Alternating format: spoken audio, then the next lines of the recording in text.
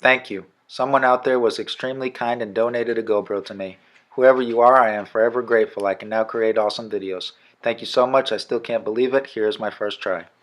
So this is me cruising around the neighborhood with the GoPro Hero 7 Black at 10 times speed. Just wanted to show you a little trip.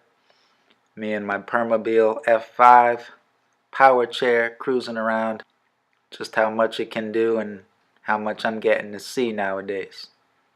And man, this GoPro Hero 7 Black camera is awesome.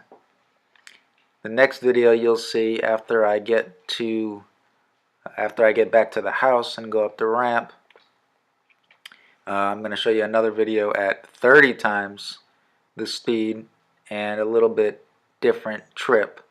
Kind of around the same neighborhood, but going a different direction. Passing Dunkin' Donuts.